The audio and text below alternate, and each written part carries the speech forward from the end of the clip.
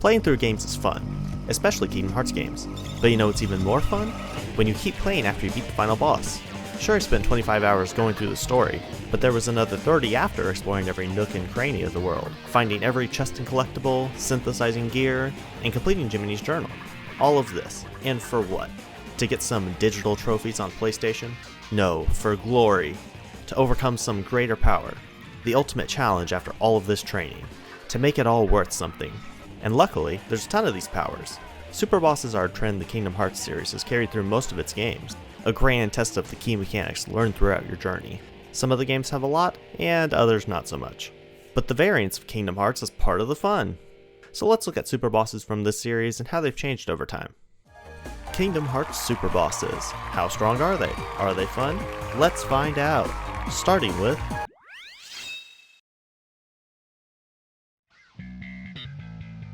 the start of it all, Kingdom Hearts 1. The genre-bending game that combined action, RPG, and platforming elements into one in a way that holds up really well even 20 years later. By the time we got to the final iteration of the game, Final Mix, there were a whopping 5 Superbosses. So let's start today with the very first Superboss in the series, Phantom. In the original release of this game in Japan, Phantom was the only Superboss to challenge the player. Found in Neverland at the Clock Tower, Phantom is what I believe to be the best puzzle boss in Kingdom Hearts 1. You have to fight him in a way that's totally unique from every other fight in the game. He has an orb in his stomach that will change colors, and you have to use the corresponding magic or attack to damage him. Along with that, you have to manage your MP to both hit the boss and stop the Clock Tower. This boss is a great representation of Kingdom Hearts 1 as a whole. It has elements of action and RPG games as well as environmental interaction. Getting into the international release of the game, they added 3 more bosses. Ice Titan is now available through the Gold Match in Olympus Coliseum, and he's another puzzle boss with a unique fight. He is huge, so much so that his weak point isn't reachable for most of the fight. You have to deflect icicles with attacks or guards to hit his head and make him vulnerable. Once he is vulnerable, you'll have a limited time to attack him before he stands up again and the process repeats. This boss is a lot more straightforward than Phantom, focusing more on executing the deflections than managing and using your MP. Overall, not too difficult of a boss once you learn the solution. Unlike another member of the Coliseum, the Platinum Match, a one-on-one fight with Sephiroth, the guy from Final Fantasy VII. This fight is the peak of action combat in Cage 1, requiring mastery of timing to either parry or dodge his attacks. Sephiroth has several attacks with his long sword and more mobility than most bosses in the game, and he is immune to all magic, so you'll have to set up your abilities and gear for physical combos and healing. He staggers if hit at the correct time and will have a set amount of hits before retaliating. He also has a really unique attack with Heartless Angel, where he chances to cast a spell that will set Sora's HP to 1 and MP to 0. But it can also be cancelled if you react accordingly and hit him. Being generally thought of as the hardest boss in this release, he has 3 phases of increasing difficulty, with a variety of attacks and patterns that the player will have to learn. This boss takes the basic elements you learned fighting Riku on Destiny Islands and pushes them to their limit. The final boss in this version of the game is Kurt Ziza in Agrabah. He's got a sword! Kurt Ziza uses a mix of the puzzle and action elements we've seen so far. The fight starts with him silencing Sora, making him unable to use magic, so you'll want to start like most bosses, dodging his attacks as you see them, but otherwise hitting him with the X button, until he gets to his next phase, where he creates a barrier around himself and floats around throwing magic attacks at Sora. Physical hits do no damage to the barrier, but produce MP orbs, giving you the hint that offensive magic is needed to break it. Once the barrier is broken, the party has an opening to freely attack. Then he goes into the first phase where Sora is silenced and it's a physical fight. This forces the player to come in equipped to handle both distinct phases.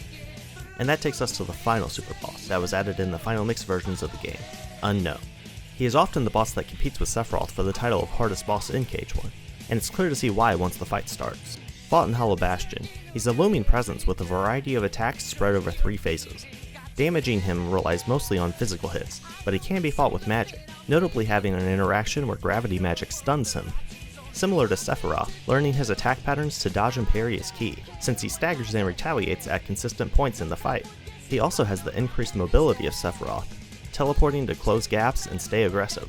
Unknown is maybe most important in that he starts a trend where one of the secret bosses is a hint to a future game in the series. If you didn't know, Unknown is actually Xemnas, the final boss of Cage 2. And the text lines from him hint towards the existence of nobodies. Overall, the first game ended up with a great set of bosses and gives the player plenty to train for. Each fight is satisfying in its own way, whether that be solving the puzzle, learning the patterns, or just overpowering them with your late game gear.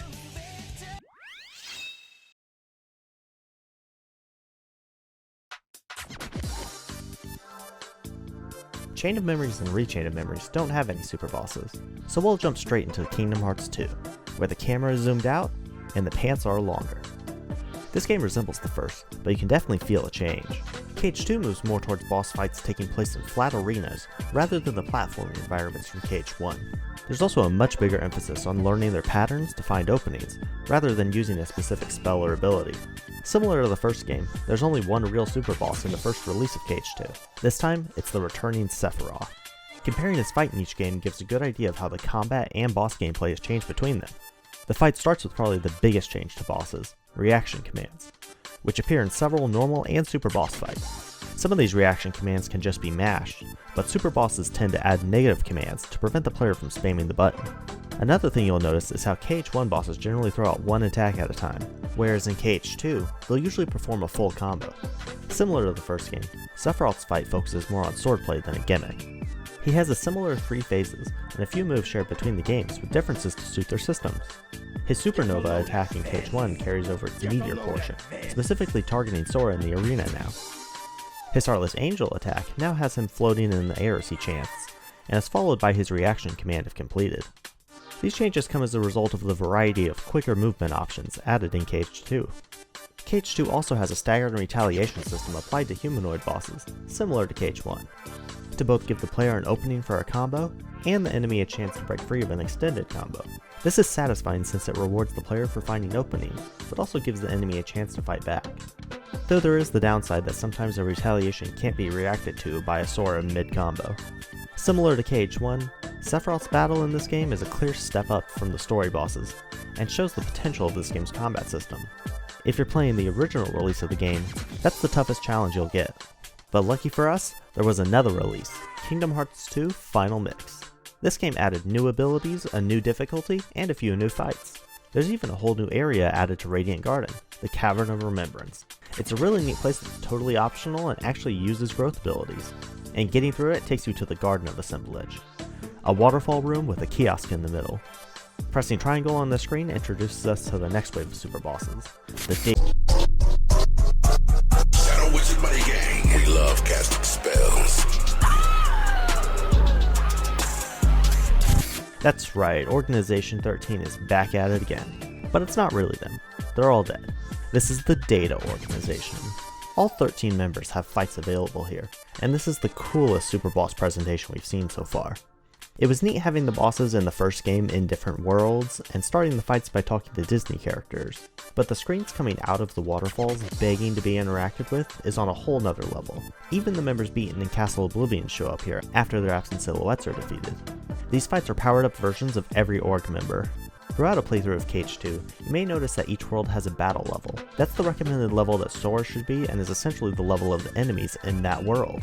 But there's a few cases where an arena or fight in a world has a different battle level than the rest of the world. This is visible in the Hades Paradox Cups, but it also affects the super bosses. Though it takes place in Hollow Bastion with a battle level of 45, Sephiroth's fight has a battle level of 80.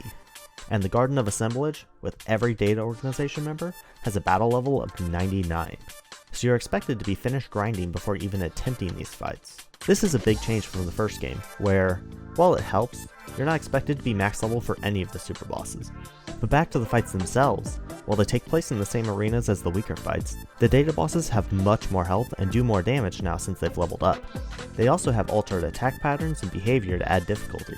Some blatant examples of this are Xigbar no longer needing to reload, Luxord's minigame timing being tougher, and Dimix's water clone numbers changing. Aside from these changes, the difficulty comes from the huge health bars. This means you'll have to go through more cycles of the boss's attacks, and unless you're experienced with the fights, you'll have to handle every boss's desperation move at least once. These fights are similar to how the Colosseums have stronger versions of bosses previously fought, but turned up to the max and with a really unique presentation. This starts another trend of super bosses being more difficult versions of story bosses, but the introduction of the Garden of Assemblage gives a cool new presentation to a super boss Colosseum. And that only leaves one more, often considered the hardest boss in the game, Lingering Will. This boss follows the trend Unknown set in KH1, hinting towards Birth by Sleep with his appearance. He wields a Keyblade, and gives the first instance we've seen of Keyblade transformation, with the cannon, bow, whip, and bike appearing. He has 8 different attacks with some of the tightest reaction windows in the game. His mobility is also insane, dashing across the huge arena instantly. He also has an armor mechanic unique to this fight. Hits do very little damage initially, but as more hits connect, they deal more damage. This means that longer combos are better for fighting him, since they will weaken his armor and make him vulnerable. Similar to Sephiroth and Unknown in KH1, Lingering Will pushes the action combat of KH2 to its limit, with its tight combos and attack patterns. And now that we've mentioned all of the bosses, I do want to point out a mechanic present in some of them that wasn't as easy in the first game: cheese. This game has a few methods that can be used to easily defeat some of the super bosses without them being able to get an attack off. Using Fenrir and Negative Combo, or the Peter Pan summon are common examples. This can essentially stun lock some of the bosses and combo them to death, with them never retaliating. This works on Roxas, Sayax, Axel, Marluxia, Larxene, and Lingering Will. I thought this was worth mentioning because it's possible in some way on almost half of the super bosses in this game. There wasn't really anything like that in the first game, and it can be seen as a little blemish that some of the tougher fights in the game can be beaten pretty easily, but those are strange methods that are unlikely to be found in most playthroughs.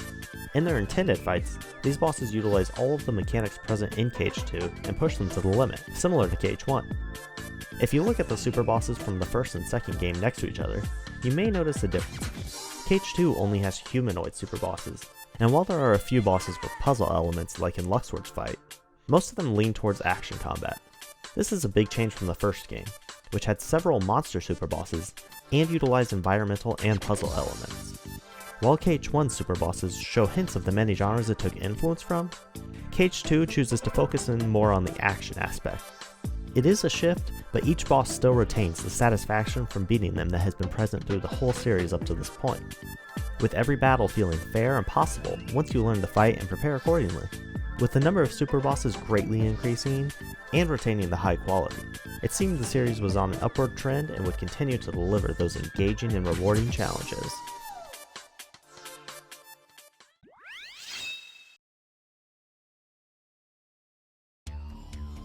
Kingdom Hearts Birth by Sleep is the first handheld game we'll be talking about, and it had a lot of big changes when it came to the PSP. It's the first game to use the Command Deck system, greatly changing the combat. But let's see what impact it had on the super bosses.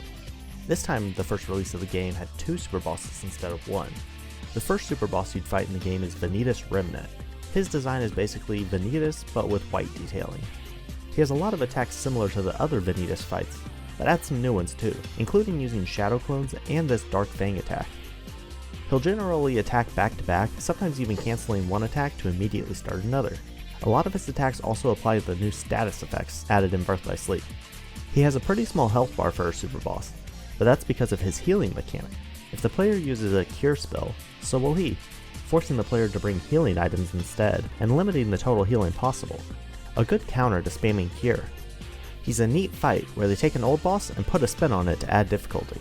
He'll also randomly stagger or just ignore the player if attacked at some points, and he'll randomly break out of combos to retaliate, a trend that affects most Birth by Sleep super bosses. Defeating him is required to fight the hardest super boss in the original release, the dreaded Mysterious Figure. This is Birth by Sleep's boss to hint at future games, with his secret identity being young Xehanort as he appears in Dream Drop Distance. He has several flashy and original moves like you'd expect from a new boss. Along those is a whirlwind attack that launches players' commands across the battlefield, creating shadow clones of himself, and even turning invisible.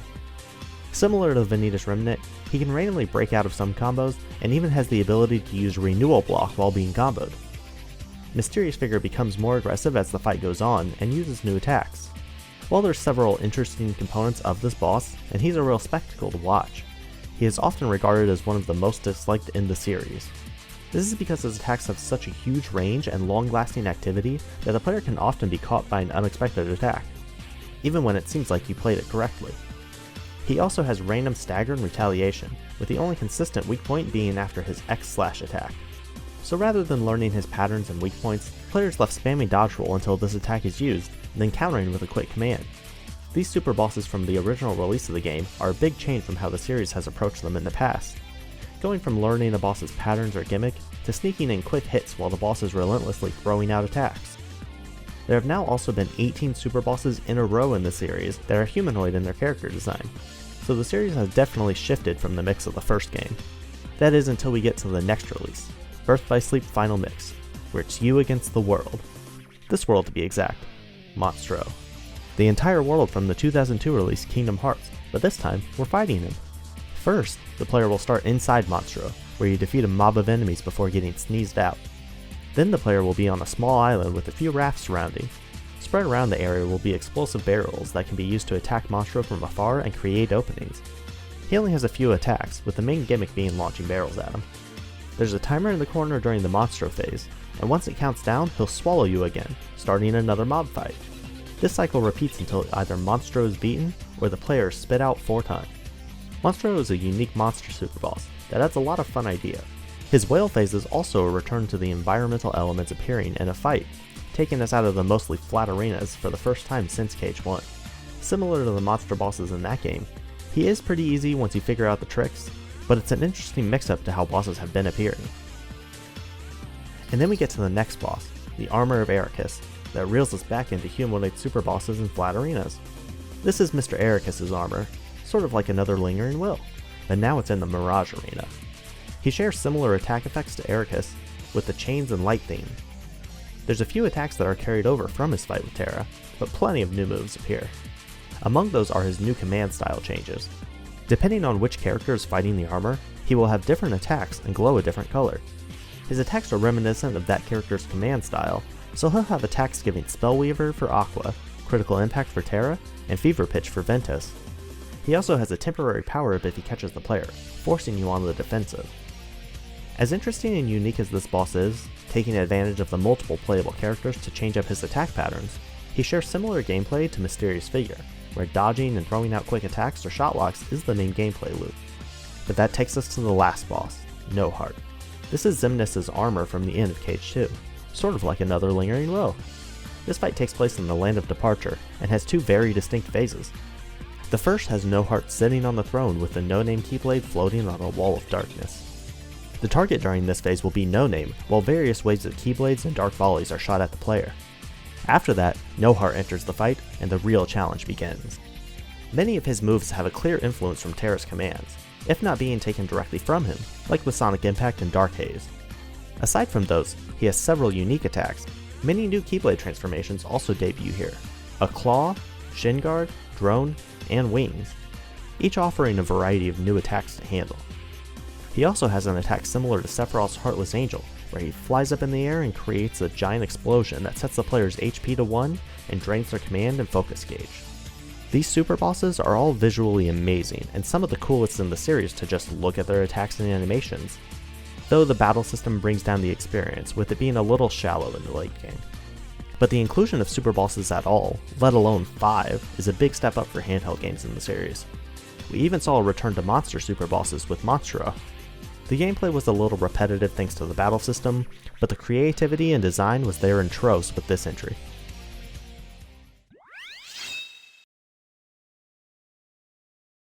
It was at this point where the Kingdom Hearts series entered an awkward phase, where super bosses became fewer and less cinematic.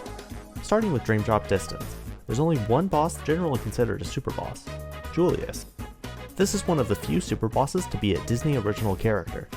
It takes place in the fountain area of Traverse Town, and it's a neat arena. The fight's straightforward, with Julius using his fists and body to attack. Once about half of his health is gone, he'll enter his second phase, where he gets a lightning effect that he adds to his other attacks. Overall, this is a really neat character pull, but the fight itself is pretty simple and straightforward. While that's the only super boss in Dream Drop Distance, this game does have its own data organization. Sort of. Portals appear where all of the bosses are defeated, and can be used to fight a powered up version of them. They do a lot more damage and sometimes mix up the boss's patterns so they do stronger attacks earlier.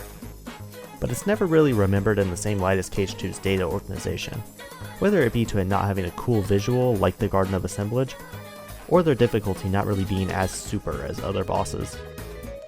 But that's it for Dream Drop Distance. There was no final mix version to add more bosses. So let's talk about some of the other games with very few quick super bosses. Starting with 179 Days. There's no boss directly called out as a super boss, but it's generally agreed that the Dust Flyer Heartless is the closest it's got. He's an optional enemy in Mission 89 after the other 6 Heartless bosses are defeated.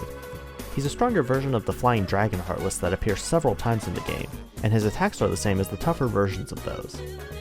Since he's bigger, so are the attacks, and they also apply status effects that were introduced in Days. But he's a pretty simple boss, which makes sense since he takes inspiration from a more common enemy. A decent challenge in Days with its simpler combat system, really testing the player's fundamentals. Heading into Recoded now, it's another DS game and has 2 enemies that could be considered superbosses. After completing the highest level system sector, you can fight a bugged Roxas, and on the floor 100 system sector of the Avatar menu, you can fight a bugged Riku. These are similar to their story fights, but become powered up as the fight goes on, getting really big in their final phase. The last game I'm putting in this section is Kingdom Hearts 0.2, A Fragmentary Passage. Since this is a short game, it's understandable that there's only one super boss, Phantom Aqua. After you obtain every Zodiac sign, you can fight a small boss rush before facing a powered up version of Phantom Aqua. Though this seems to be a repeat boss, Phantom Aqua adds a new challenge to the game. The coolest thing that this boss introduces is her orange attacks. These are attacks that indicate they will break through your block, forcing either a dodge or counter. She attacks in combos with various openings that can be punished, and hits stagger her consistently, like in KH1 and 2. She also breaks free of combos at consistent points. She uses attacks that Aqua herself would use, including her desperation move being the Spellweaver command style. She has multiple phases as the fight progresses, where she becomes more aggressive. Compared to the last few games, this was an exciting battle that returned to the satisfying action boss design that had peaked in KH2 thus far. The arrow from Birth by Sleep to Dream Drop Distance had a few interesting bosses with plenty of neat ideas, but the gameplay and satisfaction from conquering the bosses had definitely taken a bit of a dip. Phantom Aqua's fight in 0.2 gave a lot of hope that we'd see a return to the boss fight design expected from the number titles in the series.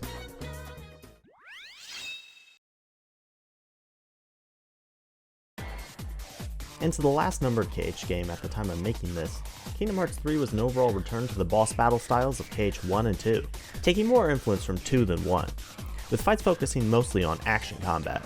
Both of the numbered games so far only had one super boss in its original release, and Kingdom Hearts loves trends, so they did it again. Allow me to introduce the only super boss in base Kingdom Hearts 3, the ultimate challenge set for the player who has gone the extra mile, Dark Inferno. Found at the Keyblade Graveyard in a large flat arena, this boss fight can be started and rematched using a battle gate. He uses swords to fight, and as the fight progresses, he transitions through 3 phases, glowing a different color in each and upgrading his attacks to be more aggressive. Overall, he's a solid boss, and defeating him is satisfying, with several different strategies being viable. He's a good representation of the fundamentals of KH3, with telegraphed attacks that can be blocked or countered easily once learned. He's often criticized for being too easy though, and he wasn't given much in terms of cinematics. He just appears when the portal is activated, and doesn't have any cutscene when defeated. Compared to Phantom and Sephiroth in past games, he felt like a step down in hype, but still had a solid fight that brought back the system of finding an opening to stagger the boss, then comboing them. Since this was a numbered title, there were additional bosses added later, this time in DLC. After you finish the Remind DLC, you unlock the Limit Cut episode, where all the super bosses are located. This includes the data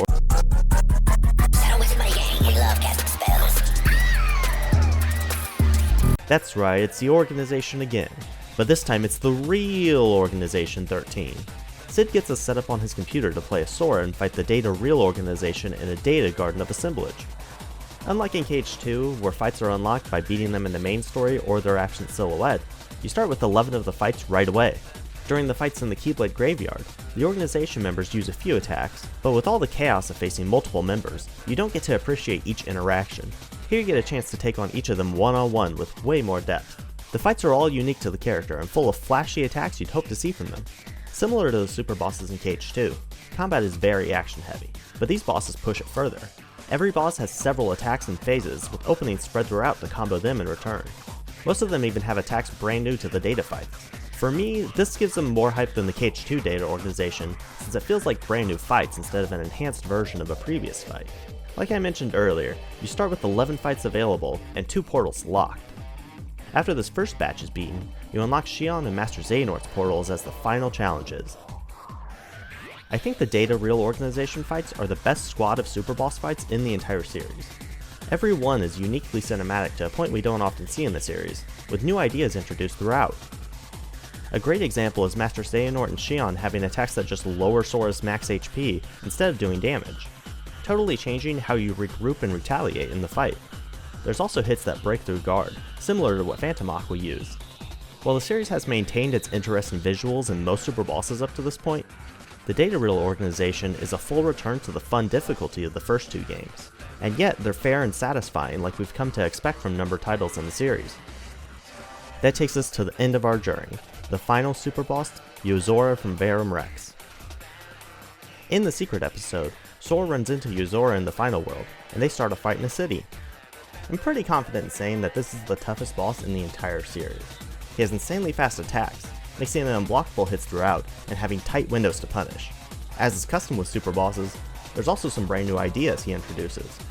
He has a combo that can trap Sora and let Yozora steal his Keyblade temporarily, forcing a defensive playstyle from the player. There's another attack where he shoots this beam at Sora, and if you stay inside it, he can steal health orbs, healing items, and even your Kupo coin if you're unlucky enough. He'll even use the Kupo coin once he's beaten. And his desperation move may be the most cinematic attack in all of Kingdom Hearts. He creates a projector orb thing to totally change the environment, taking you into space where even the gravity changes. Eventually, it turns into this polygonal background and Gigas mechs launch at Sora, all while Yozora keeps attacking and the orb explodes. After this, Yozora upgrades some of his attacks and adds some new bait attacks. And when you finally get through all of his health, there's another series first, where the cutscene that plays will be different depending on if you win or lose. A really unique and satisfying ending to a game that gave a lot of new challenges. And based on the secret endings in KH3, Yozora picks up on the trend of Super Bosses hinting toward future titles, with him likely returning at some point. These fights were a really high note to end on. They met and exceeded expectations of Super Bosses, and provide so much replayability while we wait for the next game. And that's the last of the Super Bosses, 44 in total. We really ended on a high note, with the DLC of Kingdom Hearts 3 having some of the best in the series. There were definitely some ups and downs throughout, but defeating Super Bosses is almost always a good time in these games. In the credits, I'll have some of my rankings and other opinions on these bosses. I was very surface level throughout the video, mostly giving my brief review having beaten all of them before, but I'd highly recommend watching an in-depth analysis on your favorite Super Bosses. There's videos on almost all of them, and the small details are really interesting. But let me know in the comments some of your favorite bosses and why. My personal favorite fight is Xion in KH3. I just love the aesthetic, and Xion as a character is one of my favorites. I'll give an honorable mention to Xemnas in KH3 and Lexaeus in KH2. There are also great fights that I really enjoy. My least favorite is absolutely Mysterious Figure in Birth by Sleep. It's just not fun to do anything in the fight. My top games are definitely the main numbered titles, KH3, 2, and 1, in that order is probably my favorite. But I hope the future non-titled games get a little more care given, sort of like how 0.2 had Phantom Aqua. I loved Birth by Sleep's Super Boss design and that there's so many of them, but the battle system's a little shallow once you get to the late game and just sort of spam dodge roll. But yeah, that's about it. Let me know in the comments what some of your favorite experiences have been with these Super Bosses, or if I got any small details wrong or missed out on something important. I probably overused the word satisfying, but I think it's the ultimate compliment to a boss fight, and just goes to show how solid the games and fights actually are. Thank you so much for watching.